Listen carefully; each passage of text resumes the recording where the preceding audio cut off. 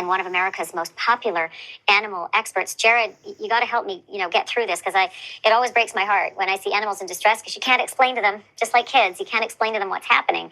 Tell me a little bit about the effect on concussive force, like falling bombs and missiles, on, say, an elephant or that gorilla, or, say, the zebras, which I had heard were now charging into the fences because they had been so traumatized. So sad, so sad. Well, good evening, Ashley. Ava was absolutely right.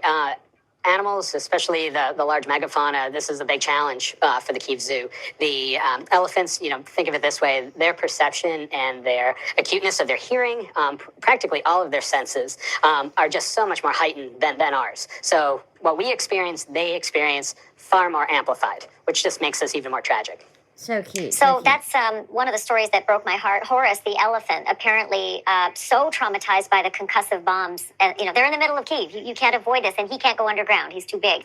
They resorted to just sedating him. Is that really the order of the day? Is there anything else they can do other than one of the zookeepers is sleeping with the elephant and trying to talk him through some of these awful nights? Terrible. Well, I'll tell you about these caretakers, these keepers, are absolute heroes.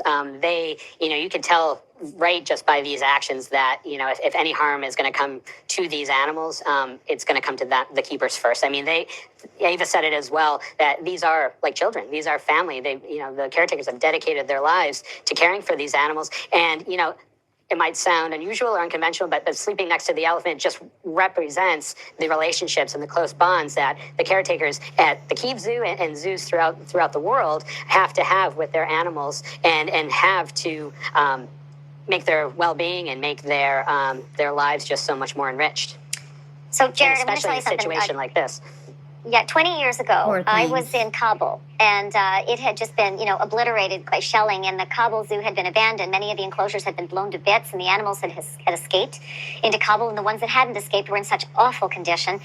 There was a lion there named Marwan, and Marwan the lion was blind from a previous conflict where a soldier had thrown a grenade at him, but he survived. There he is there.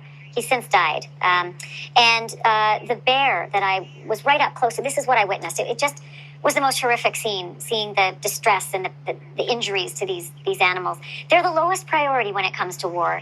What fate awaits these animals at the zoo in Kyiv?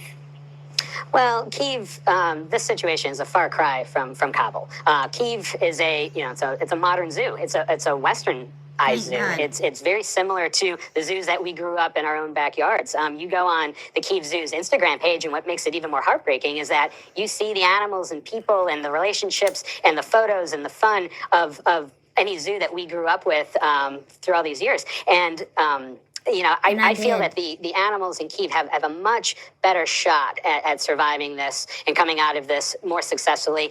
There's a lot of support. There's a lot of resolve, not only in all the Ukrainian people, but in these individuals that are staying to protect the animals. Also, too, there's a lot of support, not only here in North America, but also the European Association of Zoo and Aquaria. They're very well involved. The Kyiv Zoo is a member of this organization, and already there's funds being raised here in America and in Europe and all around the world, I can mention, and funneling directly to ensure that those animals will have the best chance of coming out on the other side of this conflict. I sure hope so, Jared. But I'll tell you what, the people who were hungry in Kabul started coming into the zoo to steal the feed because they needed food too, and it just was such a heartbreaking situation to see. I sure hope that doesn't happen here. Hey, thank you. We'll watch the story. We'll call you back, and we'll continue to see what happens with those animals. Thanks, Jared.